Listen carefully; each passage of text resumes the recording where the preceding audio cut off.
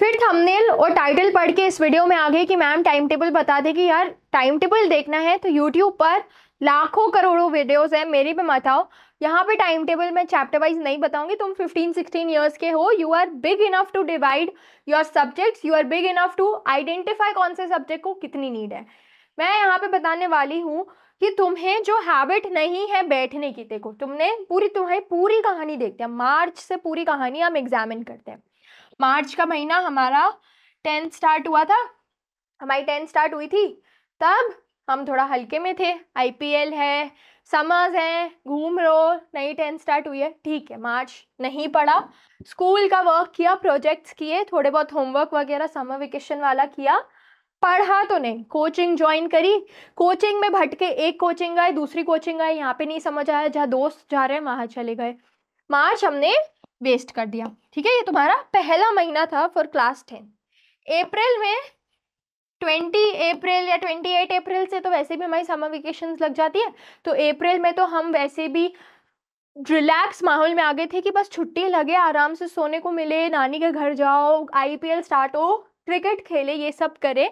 तो अप्रैल भी बड़ा ही तुम्हारा डिस्ट्रैक्टेड गया था। मई जून की तो बात ही नहीं करनी, मेरे को हॉलीडे होमवर्क में टाइम वेस्ट कर दिया, कोचिंग जाते जाते। ठीक है, थोड़ी बहुत मैथ्स ही पढ़ ली होगी या साइंस पढ़ ली होगी, बाकी सब्जेक्ट्स की कोचिंग तो तुम लोग शायद जाते भी नहीं हो। अब आती है असली कहानी, जहाँ से स्कूल रीस्टार्ट होता है इन जुलाई या जून। जून में जब स्कूल स्टार्ट हुआ तब हमें समझ आया कि यार बहुत सारा सिलेबस तो ऑलरेडी हो भी गया है, हमने वो किया नहीं है। हम नोटबुक्स कंप्लीट में भागे, सिलेबस कंप्लीट में भागे, एक्चुअली में पढ़ाई को समझा। पर जब एक्चुअली में पढ़ाई को समझा, अगस्त के महीने में तो हमारे वैसे ही हाफ ईयरलीज खड़े थे।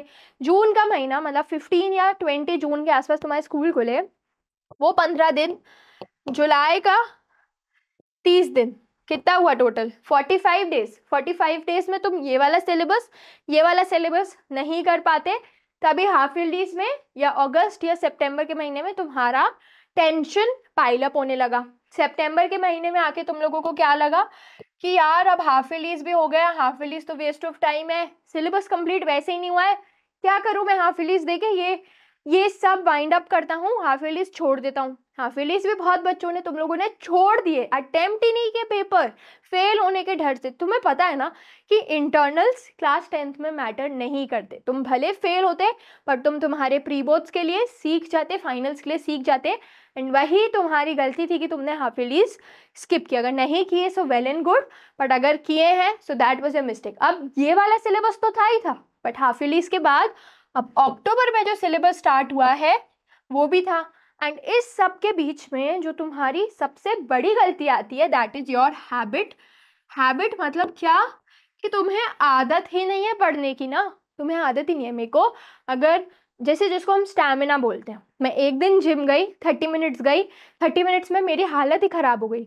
अगले दिन मैं 35 मिनट्स गई, वो 5 मिनट्स की प्रोग्रेस मेरे को दिखी, तो वो स्लो प्रोग्रेस ही मेरे को 1 घंटे तक पहुंचाएगी। सिमिलर तरीके में अब जब अक्टूबर के महीने से तुम्हारा डिजायर्ड 5-6 आवर्स का पढ़ाई है, तुम 1 घंटा भी नहीं बैठ पा रहे हो। एंड गलती वही है कि तुमने मार्च से ही आदत नहीं डाली। अगर मार्च से ही तुम 1 घंटा बैठते, तो अभी अक्टूबर तक आते आते तुम्हें ये रियलाइज हो जाता कि यार अब मैं 1 घंटा या 3 घंटे से इसको 5-6 घंटे कर सकता हूँ जब मेरी ज़्यादा रिक्वायरमेंट है। अब तुम्हारी रिक्वायरमेंट है 5-6 आवर्स, तुम 5-6 आवर्स तो बैठ ही नहीं पाओगे, बट उसी के साथ साथ तुम उस प्रेशर में आ जाओगे, क्योंकि कहीं ना कहीं यू ऑल्सो नो कि अब इतनी रिक्वायरमेंट है, मैं इतना डिलीवर नहीं कर रहा हूँ, तो तुम उसमें तो आ ही जाओगे, उस प्रेशर में तो आ ही जाओगे। बट प्रेशर को भी साइड कर दो, जो तुम्हारा लॉस हो रहा है उसको कैसे कवर करें। तुम्हें करना था 1 घंटा मार्च से ही स्टार्ट, ताकि तुम अक्टूबर तक आके 5-6 घंटे की आदत डाल पाओ, क्योंकि नवंबर अगेन प्री बोर्ड्स, दिसंबर रिविजन, जनवरी रिविजन, फेब बोर्ड्स, टाइम ही नहीं बचा अब। तो इस हालत को, इस बिगड़ी हुई हालत को अब कैसे सुधार सकते हैं, इसकी बात करने वाले हम। अब तुम्हें ना एक 7 डे चैलेंज लेना है। कितने दिन का? 7 दिन का चैलेंज लेना है। देखो यार, तुम ये मत समझना कि मैं नया चैलेंज ला रही हूँ, कोई एक थोड़ा हार्श ट्रूथ कि तुम वैसे भी नहीं पढ़ रहे हो। इस चैलेंज में तुम्हें लगेगा भले टाइम वेस्ट हो रहा है, बट मे भी तुम्हारी हैबिट डेवलप हो जाए। 7 डेज में तुम्हें 7 दिन लेने हैं वीक के, ठीक है, 7 दिन लेने हैं। एंड इस 7 दिन के एंड तक आते आते तुम एक हैबिट डेवलप करनी है कि तुम 3 आवर्स पढ़ पाओ।